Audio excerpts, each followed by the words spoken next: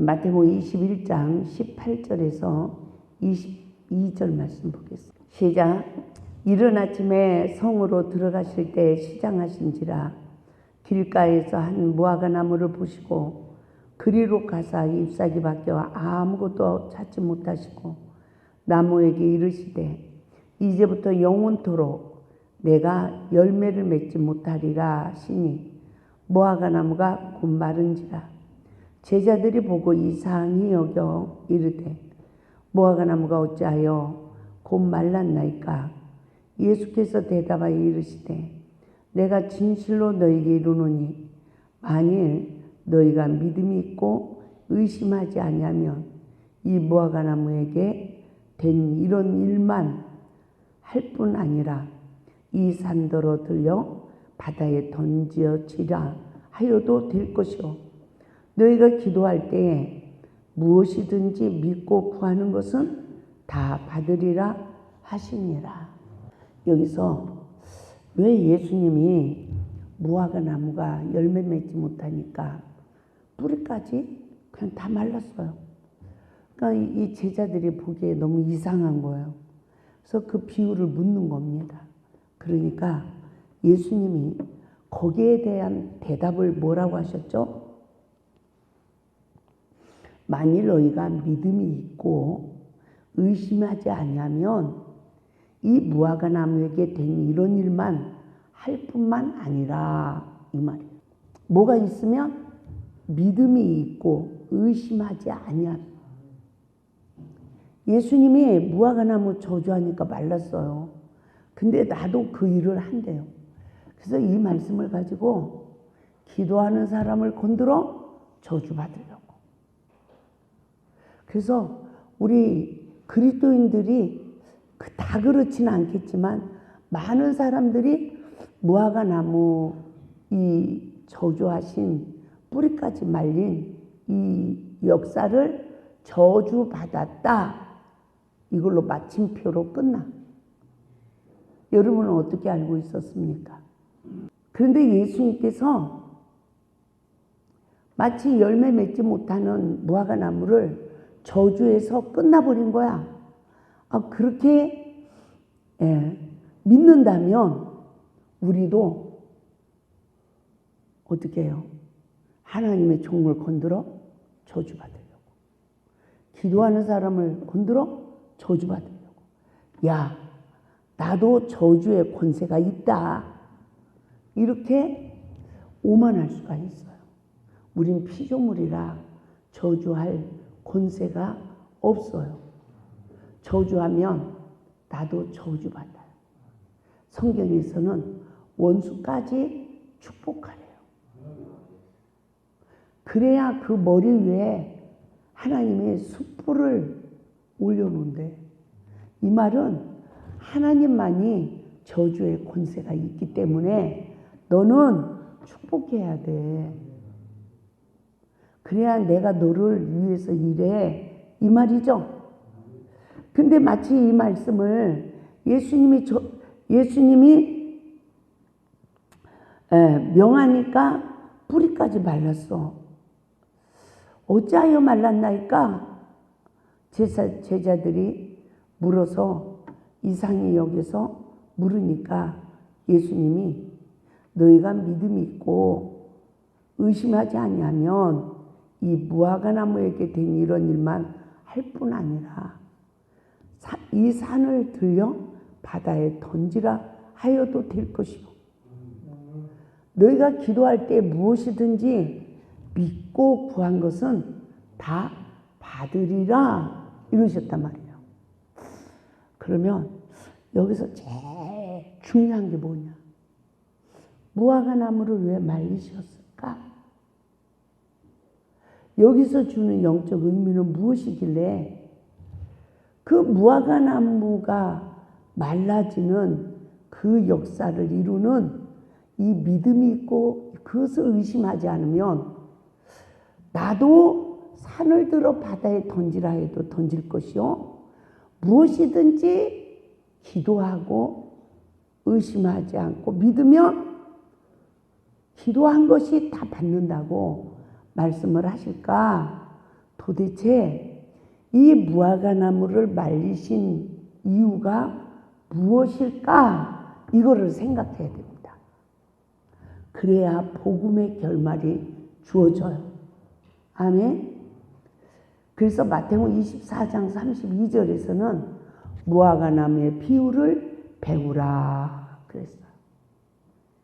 또 오늘 마태복음 21장 22절에서는 뿌리까지 말라야 하는 구속의 원리를 우리에게 말씀하고 있는 것입니다. 그래서 예수님도 뭐 하셨다? 시장하셨대요. 여러분 아침 드셨죠? 시장하지 않죠? 저는 그냥 아침 금식을 했더니 시장합니다. 힘이 없습니다. 그럼 시장하면 뭘 구할까요?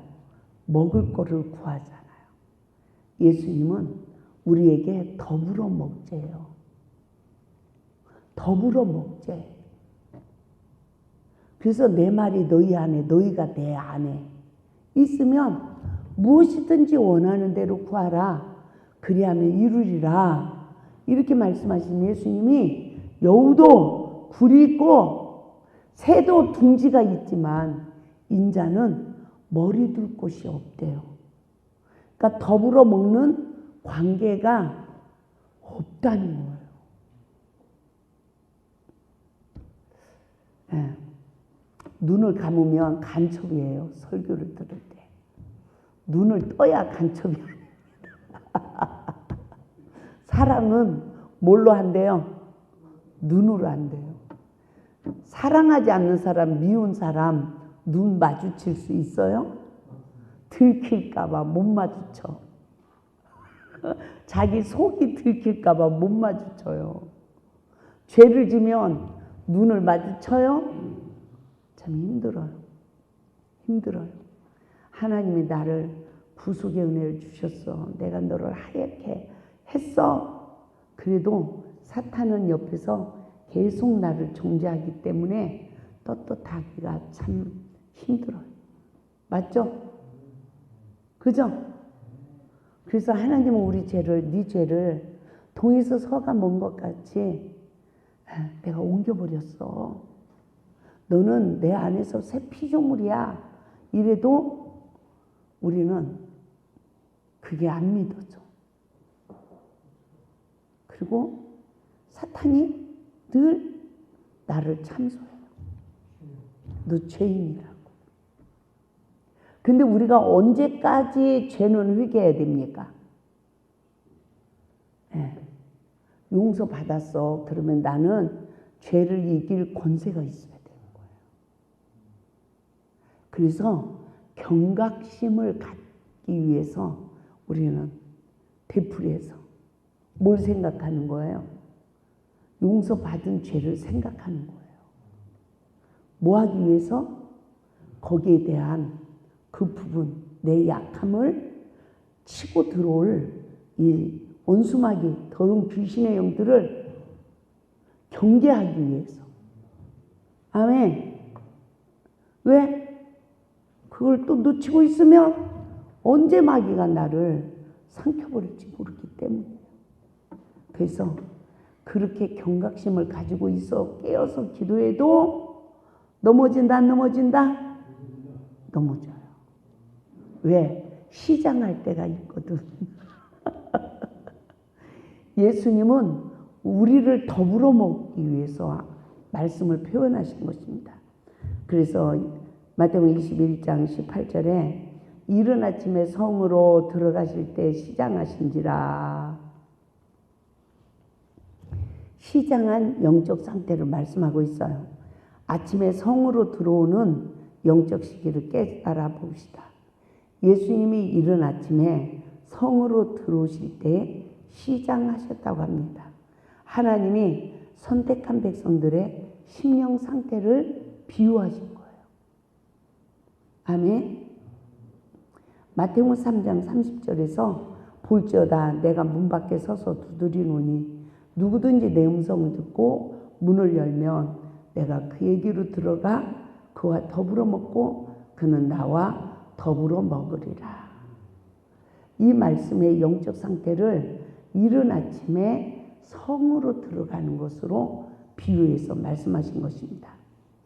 그래서 성으로 들어가고 우리 예수님이 내 안에 하나님의 거할 성으로 내 안에 들어오시고 내가 그 예수 안에 들어가면 어떻게 된대요? 요한복음 15장 7절에서는 너희가 내 안에 내가 너희 안에 있으면 무엇이든지 원하는 대로 구하라 그리하면 이루리라 라고 말씀하고 있습니다. 예수님을 영접한 심령 상태를 말씀하고 있어요. 요한복음 1장 12절에서는 영접하는 자, 그 이름을 믿는 자들에게 뭘 주신대요? 하나님의 자녀가 되는 권세를 주신다고 했습니다. 이 말은 시험을 통하여 성령의 법에 성취된 영적 상황을 말씀하신 거예요. 그러나 누가 예수님을 영접하여 또 더불어 말씀을 먹은 자의 심령이 되겠습니까? 내 안에 오신 예수님은 여전히 시장하신 영적 상태는 아닌가 돌이켜봅시다. 그래서 마태복음 21장 18절 우리 다 같이 보겠어요? 길가에서 한 무화과나무를 보시고 그리로 가사 잎사귀밖에 아무것도 찾지 못하시고 나무에게 이르시되 이제부터 영원토록 내가 열매를 맺지 못하리라 하시니 무화과나무가 곧 마른지라. 이른비의 성령을 받았지만 말씀으로 사단의 시험을 이기지 못하는 영적 시기에 이른 영적 상황을 말씀하신 거예요. 뭐라고요? 못 알아듣는 사람이 반이 넘는 것 같아.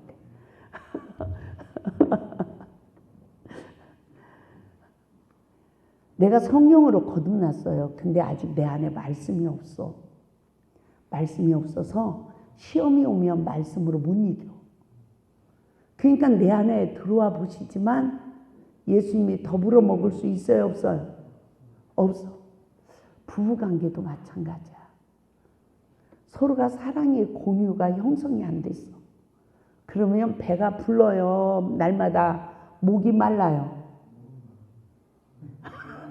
여러분은 목이 마른 가정입니까? 배가 부른 가정입니까? 참 기가 막힌 거야. 에? 몇 년을 살았는데 어떤 집은 50년.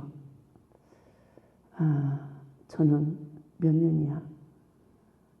67세, 36세 만났으니까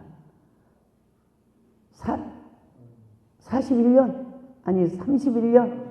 네, 31년. 만 31년을 살았네. 참 내가 김종록 목사님하고 살아온 세월이. 근데 목이 말라 보여요. 배가 불러 보여요. 참말로 진짜. 에? 예수님이 내 안에 오면 더불어 우리가 먹어서 배가 불러야 되는데 예수님이 시장하시대요. 지금 그 말이야. 이렇게 비유를 또 더 들으니까 알아들으시네. 아멘. 그러니 제가 이 책을 쓰고 성령이 막 이 역사를 하셔서 이 책은 막 썼지만 제가 이걸 보고 소화가 되기가 얼마나 힘들겠습니까? 말씀을 이해하기도 힘든데 내 삶에 이뤄가기가 보통 힘든 게 아니야. 봐봐요. 어린아이가 자기 방을 자기 세상으로 만들어놨어. 근데 엄마는 항상 장난감은 장난감 있는 자리에, 책은 책 있는 자리에, 옷은 자기 자리에 걸어놔 이렇게 정리정돈이 돼 있어야 엄마는 만족해. 근데 아이는 그래 안 그래요? 다 널어서 해놔야 만족해. 근데 엄마가 그걸 싹 정리해 줬어. 아이가 감사할까요? 불만을 가질까요? 예? 네? 아이고 내가 이렇게 널어놨는데 다 치워져서 감사합니다 하는 어린아이가 없어. 그냥 상처받아. 맞죠? 지금 엄마가 와서 뭐 해줬으면 좋겠어요? 같이 놀아줬으면 좋겠지. 부부도요. 어떤 사람은 어린아이 같이 널어놓고 어떤 한쪽은 치워. 그거가 치우는 거를 배워가야 되는데 배워요? 안 배워요? 안 배워. 그니 그 관계가 더불어 배가 부르겠어요? 시장하겠어요? 시장하지요? 여러분 시장하죠? 하고 한번 인사 좀 해봐요. 시장하시지요? 시장하시지요?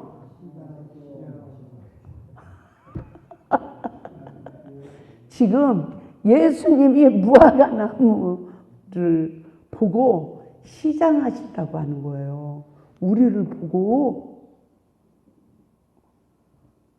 이제 깨닫겠죠? 참 실감 나지요? 그래서 부부가요 몇십 년을 살았어. 살긴 살았는데 더불어 이게 공유가 안 되고 안 고쳐지고 이게 소통이 안 되고 이러면 서로 시장한 관계로 좀 떨어져 살자. 살기는 살아도 참 거시기하게 살아가는 부부가 너무 많아요. 그러니까 요즘 아이들은, 젊은이들은 너무 똑똑해. 나는 저런 인생 안 살아. 이러면서 거룩하게 사냐? 아니야. 죄를 짓고 죄를 남용하고 살아. 그래서 말세가 되고 있는 거예요. 그렇죠? 그나마 그 속에서 견디고 회개하고 하나님 말씀대로 순종하지 못해서 시장한 관계가 돼 있고 소통하지 못하고 주여라도 부르고 소통하고 살으려고 몸부림을 쳐야 그나마라도 예수님과 조금씩 더불어 배가 부른 관계가 만들어질 거 아닙니까? 맞죠? 이렇게 이제 부연 설명하면 이렇게 이제 이 강의를 다 하려면 1시까지도 할 수도 있어. 부연 설명을 하면.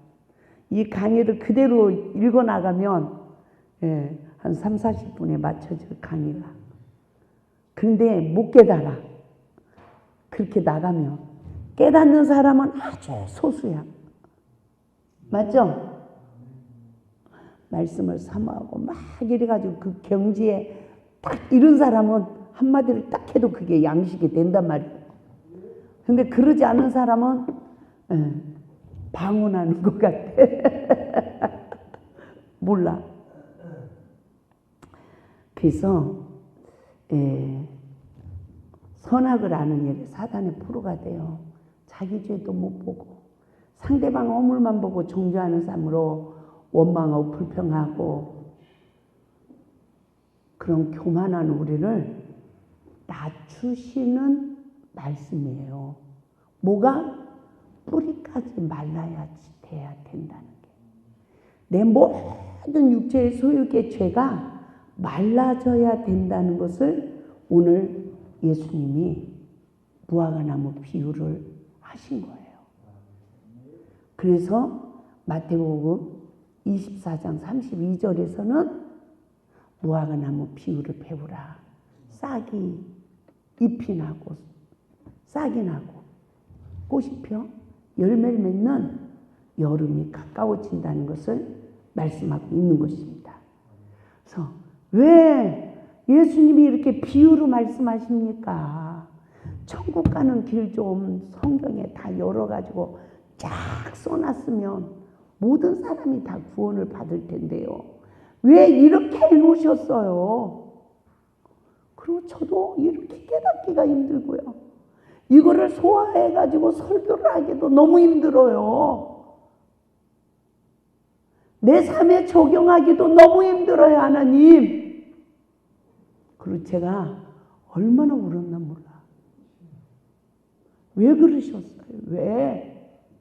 그랬더니요, 하나님이 구원하고자 하는 백성만 구원하시기 위함이래. 인간의 지혜로 성경을 천동만독해도 구원의 길이 열어진다, 안 열어진다? 안 열어져. 하나님이 은혜를 줘야 되는 거예요. 암만 설교를 들어도 이게 안 돼. 그래서 교만한 자는 낮추고 겸손한 자에게 은혜를 주신대요. 사람이 무서워서 엎드려야 돼요? 하나님이 무서워서 엎드려야 돼요? 근데 딱 시험이 오면 엎드려져요? 승질나요? 그것을 회개해야 된다. 그것을 사람 앞에 상대방에게 잘못했어요, 잘못했어, 이래야 된다. 그래서 한 무화과 나무의 영성을 분별해 봅시다. 하나님의 선택한 백성들을 상징합니다. 그러나 잎사귀밖에 아무것도 찾지 못한 예수님은 어떻게 하셨습니까? 이제부터 영원토록 내가 열매를 맺지 못하리라 하셨어요. 이걸 가지고 저주라고 말해요.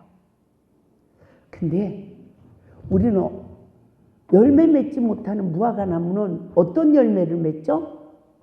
어떤 열매를 맺기에 예수님이 영원토록 내가 열매를 맺지 못하리라고 말씀하셨을까요?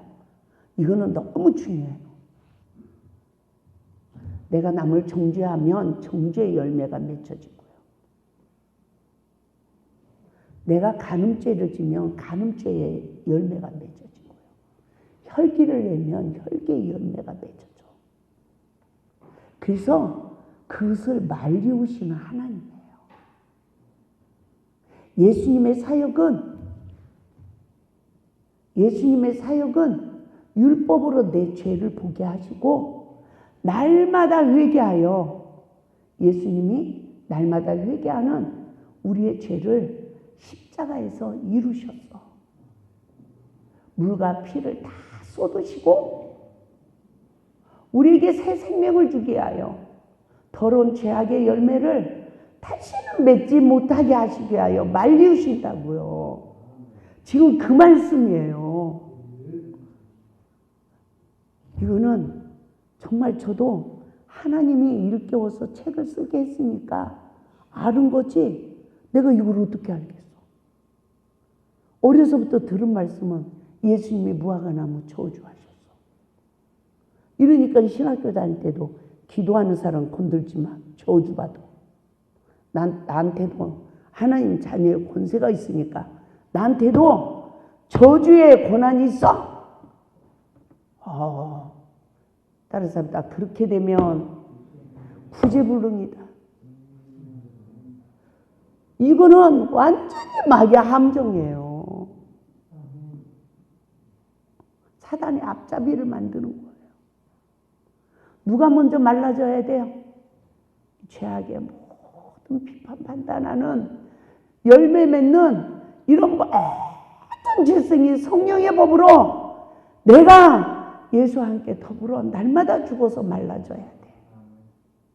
그래서 그 죄악의 열매가 맺어져야 된다, 안 맺어져야 된다? 안 맺어져야 돼. 다시는. 아멘. 그래서 여기서 주는 영적 교훈은 어떠한가? 예수님께서 왜 이 세상에 오셨는가? 우리를 어디에서 구원하시기 위해서 오셨는가? 이것을 생각해야 돼요. 선악과를 먹은 아담의 후손으로 태어난 우리를 죄와 저주에서 해방시키기 위해서 오셨어요. 선악과의 사단에 포로된 영적 상태에서는 서로가 하나가 되는 열매를 맺을 수 없습니다. 말씀을 깨달아도 그 말씀이 내면에 생명의 양식이 되지 못한 영적 시기에 이르러 있는 성도들을 향하여 하신 말씀이에요. 내면의 양식이 되기까지는 율법으로 시험을 통하여 내 죄의 근원까지 찾아주시는 성령의 법이 성취되어 영적 눈이 떠져야 하는 것입니다. 시험을 통하여 내 죄를 보고 구속의 주를 보는 자는 누굽니까? 열매 맺지 못한 나를 말씀으로 볼 수 있는 영적 눈이 떠져야 될 줄 믿습니다. 말씀에 의지하여 내가 먼저 엎드린 시간이 무화과 나무 열매를 맺지 못하도록 일하시는 예수님의 사역입니다. 어찌하여 곧 말랐나이까? 따라서 합시다. 어찌하여 곧 말랐나이까? 21장 19절에서 말씀하셨죠. 그래서 제자들이 그 무화과 나무가 말라 있는 것을 보고 어찌하여 무화과 나무가 곧 말랐나이까? 라고 말합니다. 선악간의 사단에 포로된 힘이 말라야 됩니다. 상대방을 정죄하는 힘이 말라야 합니다. 그래야 다시는 선악간의 사단의 포로가 되어 정죄의 영에 포로된 열매를 맺지 않습니다. 여러분 옆에 사람한테 인사합시다.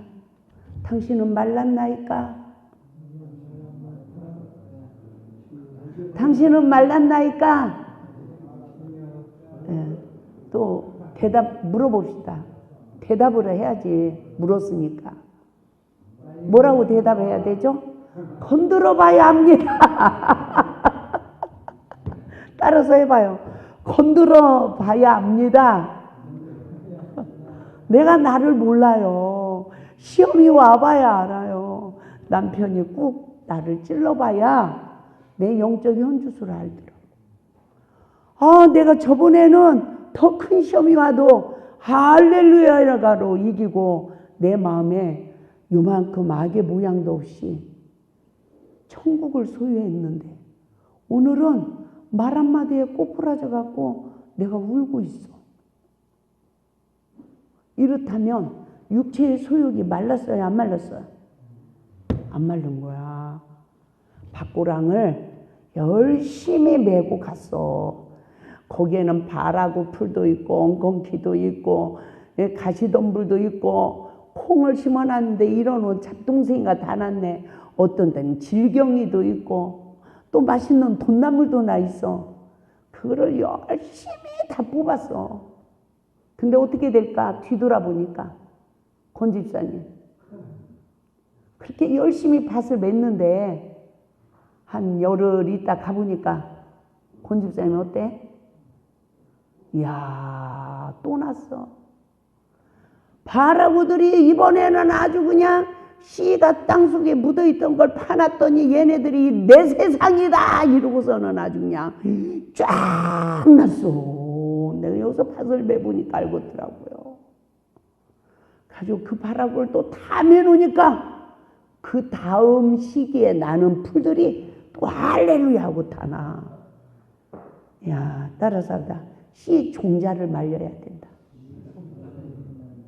그쵸? 밭을 계속 매다 보니까 덜 나더라고요. 근데 또 가을이면 풀이 딴 데서 날라와서 나요 안 나요? 또 나. 그래서 하우스는요 그래도 감사한 게 풀을 자주 매주면 다음부터는 풀이 별로 안 나. 하우스는. 왜? 날라와서 들어가는 게 없지. 맞죠? 내가 마음밭을 그렇게 다 일궈가지고요. 하나님 말씀에 성전이 지어지잖아요. 하우스가 쳐지더라고. 그래서 잡초 다른 씨들이 내 안에 잘 날라오지 못해. 아멘. 그래서 빨리 알아줘. 뭐가 났는지, 뭐가 어디서 들어왔는지, 내 마음밭의 영적 현주소를 빨리 보게 된단 말이죠. 근데 쪄들었을 때는 보여요, 안 보여요? 안 보여, 안 보여. 예수님은 너희보다 배나 지옥 자식을 만든다고 누구한테 했어요? 마태복음 23장 15절에서 먼저 믿는 자들. 그래서 정말 율법으로 어린 영혼들의 허물을 볼 때마다 내가 사단의 격동을 받으면 상처 주며 그 영혼 또한 선악간에 사단의 포로가 돼서 마귀의 종살이를 하게 된다는 것입니다. 20절에서 뭐라고 합니까? 산을 바다에 던지는 믿음을 가지라는 거예요. 이 내 모든 육체의 소유기 다 뽕나무, 무화과나무처럼 말라져 버리고 나면 나도 어떤 믿음의 사람이 된다? 산을 들어 바다에 던지는. 저는 이게 무슨 말씀인가? 저 산을 들어서 내가 바다에다 명하면 던져지나? 그래가지고 이런 간증이 있잖아요. 저 산을 들어 저 바다에 던질 수 있는 믿음을 주시옵소서. 믿음을 주시옵소서. 이 산을 다 파헤쳐야 뭐가 평지가 된대요. 가지고 어떤 사람이 그렇게 막 기도를 했더니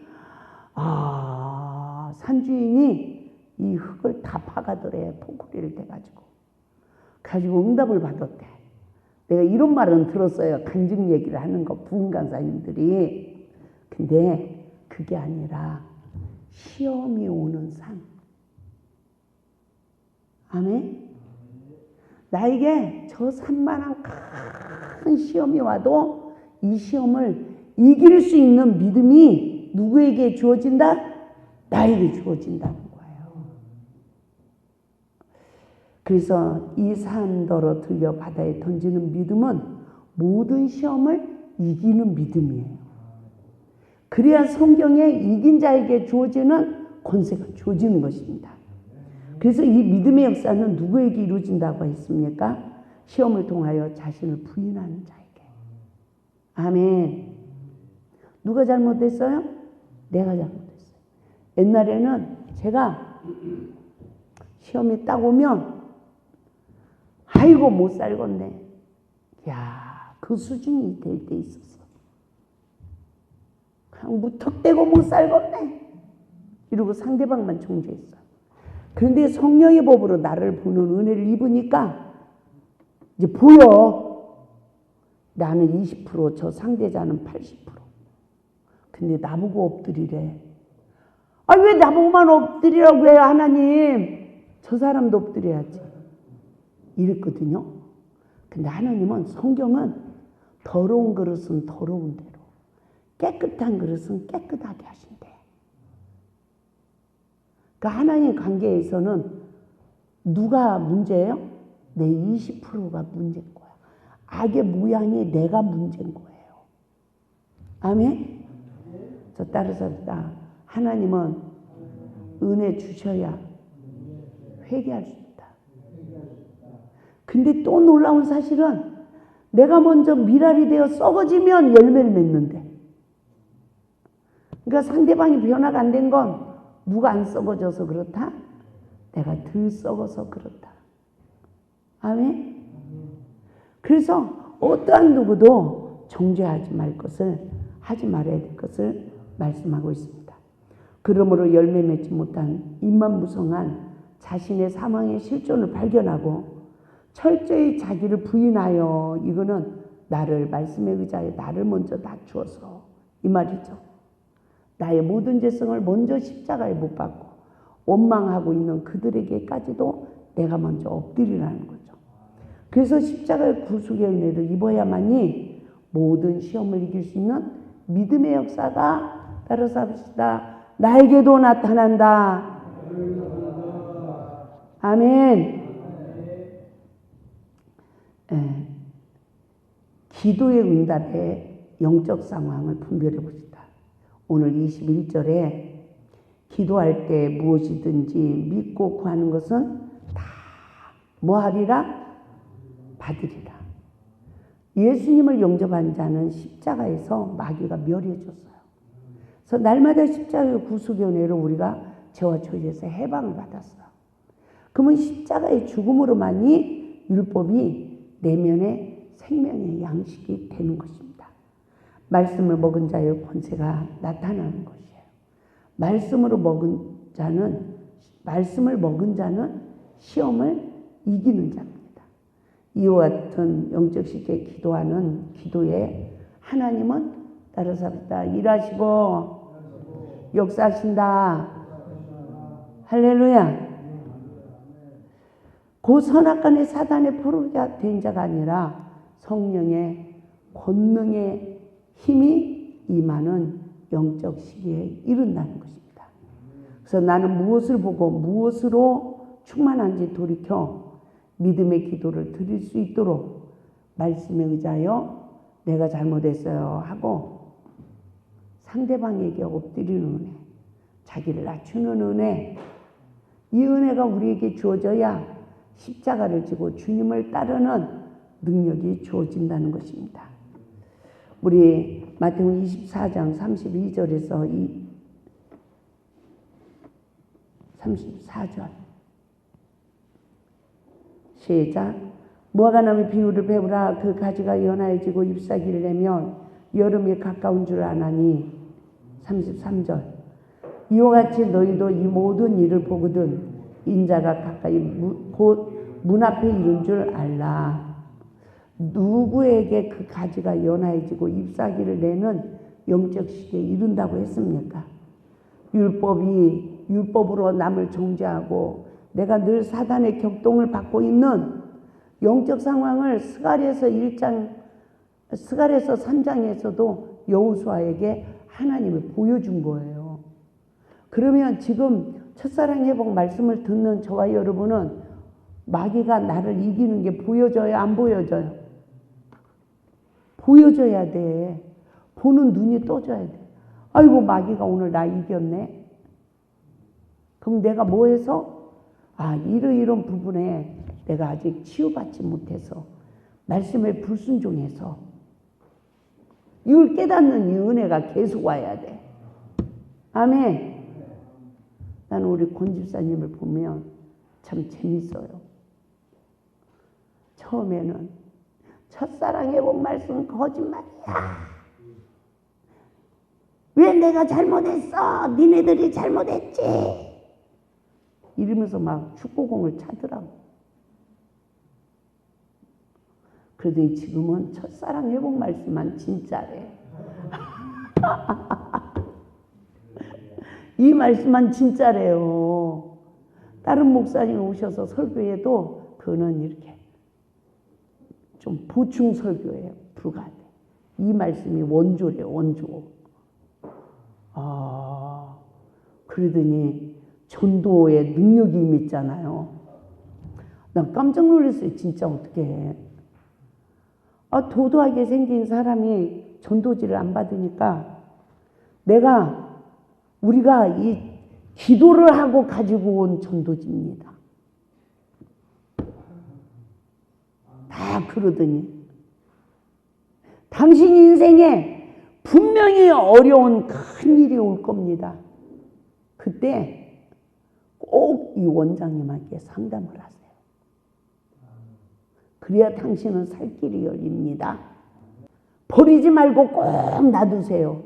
어려운 일이 올 테니까. 이러고 협박했대. 근데 협박이에요. 다 그렇게 돼요. 다 그렇게 되죠.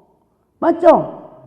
야, 나요 놀래버렸어요. 내가 대단하게 똑똑하네.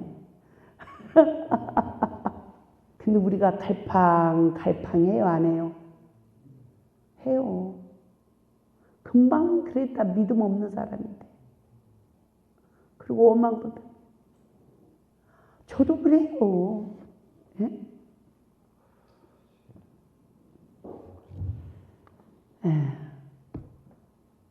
그렇게 주여 믿습니다 하면서도 금방 별것도 아니에요. 일에 금방 넘어져. 그 인간이에요. 그래서 예수님이 몇 번까지? 70번씩 7번까지 남을 용서하래. 그래야 나도 용서받는 거예요. 근데 제가 이 말씀을 이렇게 깨닫고 보니까 용서받은 자가 용서해야 내 의가 만들어진다. 하나님의 의가 만들어져야 내 의가 파쇄되고 관계 속에 하나님 나라가 세워진다. 할렐루야.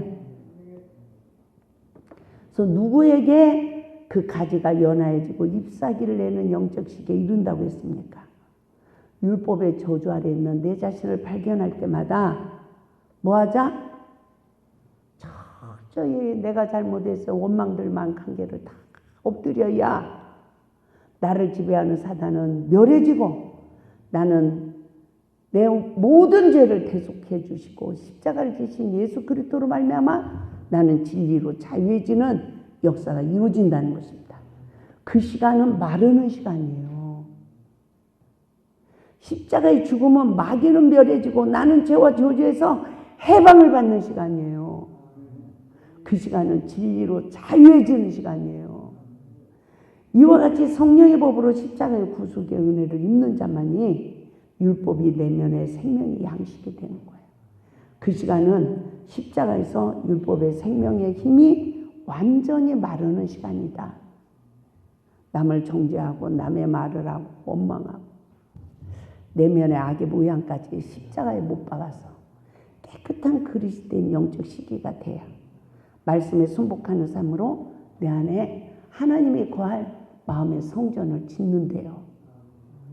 말씀으로 죄사함을 받는 시기는 신부단장이 되는 시간이지만 시험을 이기지 못하는 시간은 말씀으로 오신 예수님을 영접하지 않는 시간이에요. 그러나 영접하는 자는 누구죠?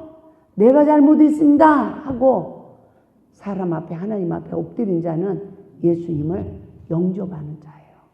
그 시간만 남을 정죄하는 사탄의 힘이 마르는 줄 믿습니다. 열매 맺지 못하는 모든 죄성이 말라야 될 줄 믿습니다. 그러면 나는 왜 마음의 지성소를 지키지 못하는가 깨달아 봅시다. 여러 가지 시험을 통하여 내 죄를 보고 내가 십자가에 죽어 죄사함을 받아서 진리로 자유해졌어요.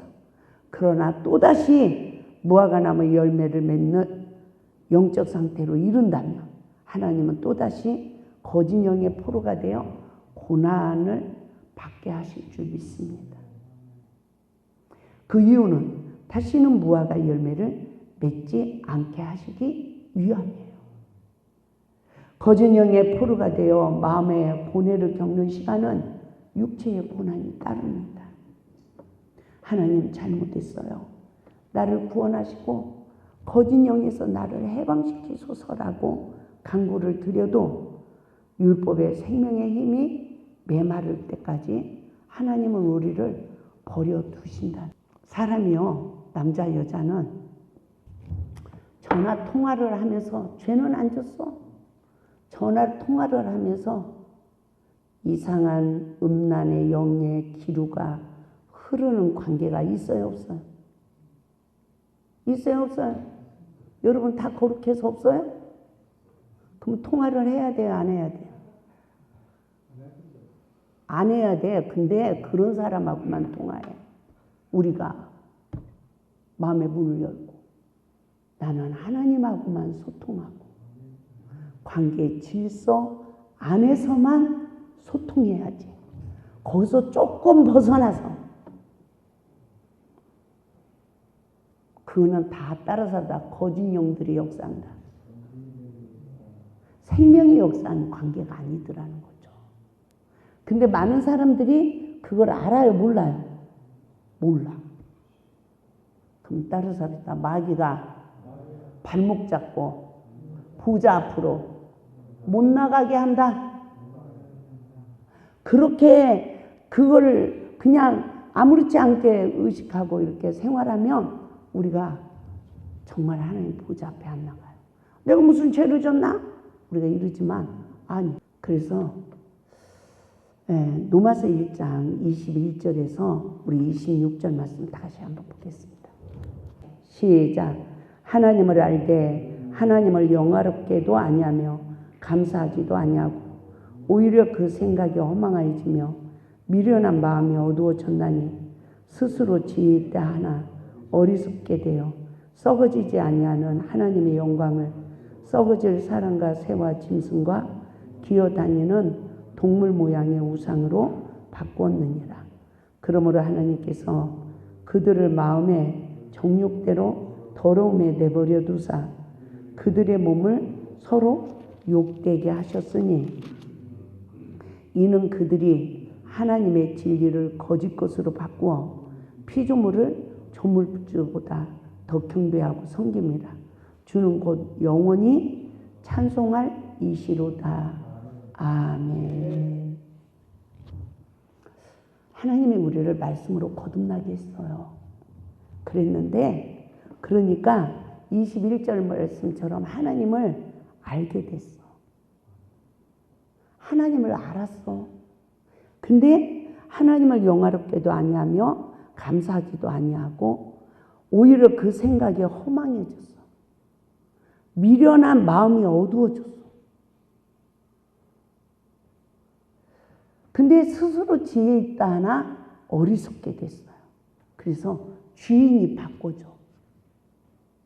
하나님만이 내 마음과 생각의 주인이 돼야 되는데 다른 사람하고 진리에서 벗어난 소통이 마음과 생각이 조금만 뺏겨도 주인이 바꿔진다. 주인이 바꿔줘야 안 바꿔줘요? 알죠? 정갑진 집사님 알죠? 그게 주인이 바꿔줘. 내가 너무 외로워. 근데 누군가가 나에게 좀 잘해줘. 그러면 금방 하나님만 의지하던 마음이 그 사람에게 뺏겨. 그게 주인이 바꿔진 거야. 우리가 아무것도 몰랐을 때는 그렇게 살았어도 하나님을 알았어. 내 정체성도 알았어. 사람에게 의지해야 돼요? 하나님께 의지해야 돼요? 하나님께 의지해야 돼요. 특별히 마음이 어느 정도 강건해. 그래서 그런 마음들이 안 뺏겨. 근데 어떤 사람은 좀만 눈깔 사탕만 하나 줘도 마음이 뺏겨. 그러면 주인이 바꿔지는 거야. 그럼 뭐라고 그래? 23절. 썩어지지 아니하는 하나님의 영광을 썩어질 사람과 새와 짐승과 기어다니는 동물 모양의 우상으로 바꿨느니라.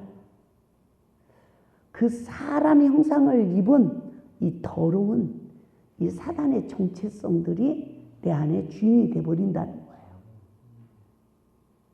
그래서 괜히 미혹이 되면 들어 누워 있어. 남편하고 내 아내하고 들어 누워 있어. 근데 누가 생각나?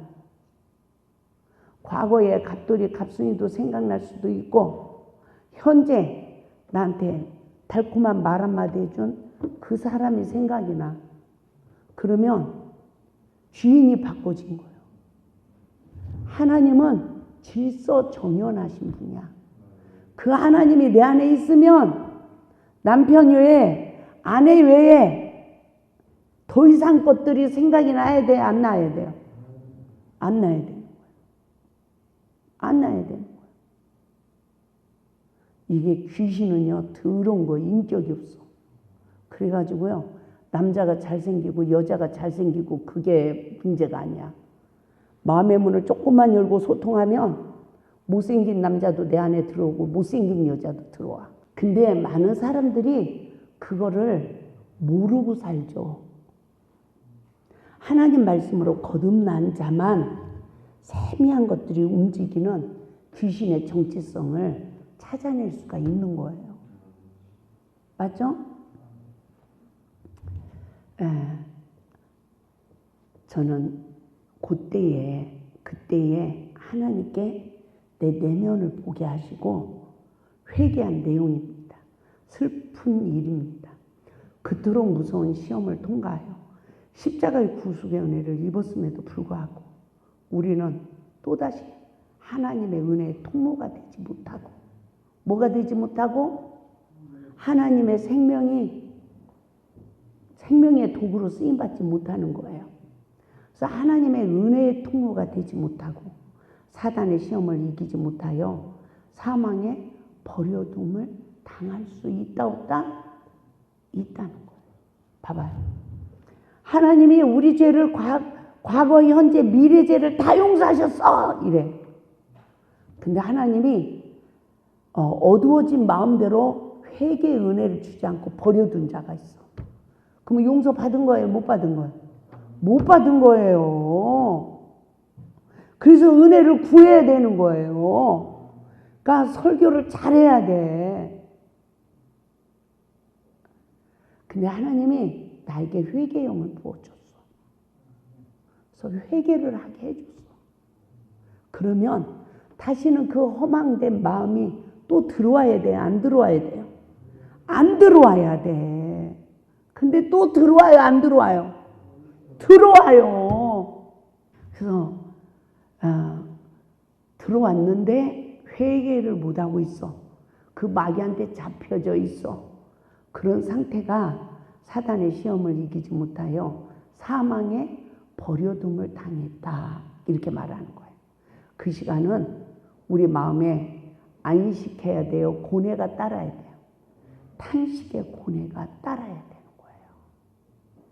썩어지지 아니하는 하나님의 영광을 썩어질 사람과 새와 짐승과 기어다니는 동물 모양의 우상으로 바꾸었다라고 말해요.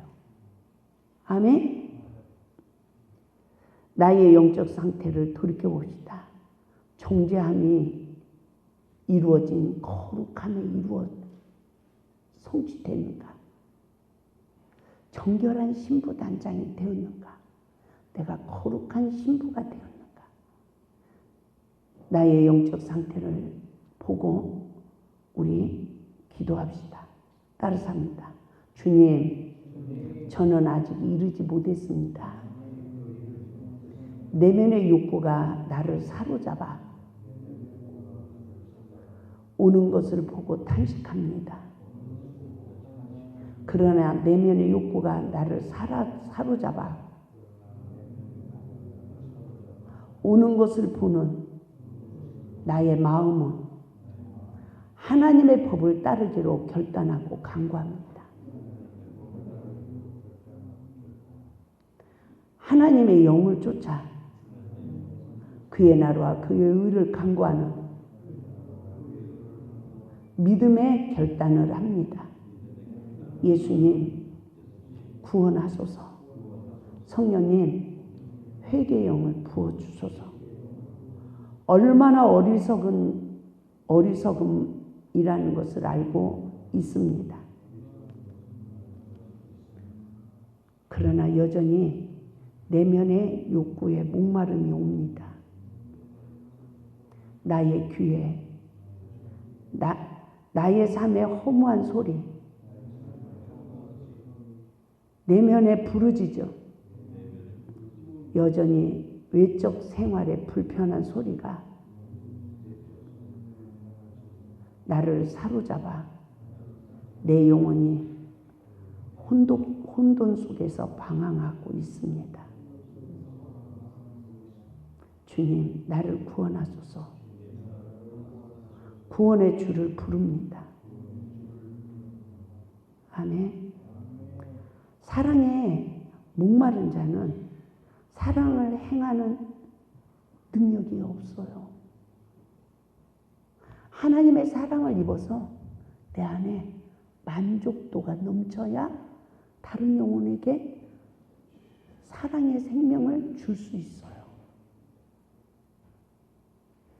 그러므로 우리는 다시 한번 내 내면을 뒤돌아보고 하나님, 무화과나무의 비유를 깨달았습니다.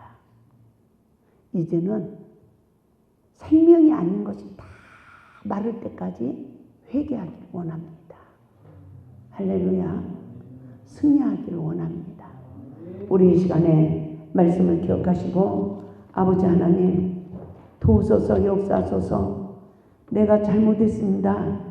내가 하나님의 생명이 아닌 것에 미혹이 되어 즐기고 살았습니다. 하나님, 긍휼히 여겨 주셔서 아버지 오직 생명 안에서 영광 돌리게 하소서. 우리 다 같이 주의 성자 기도합니다.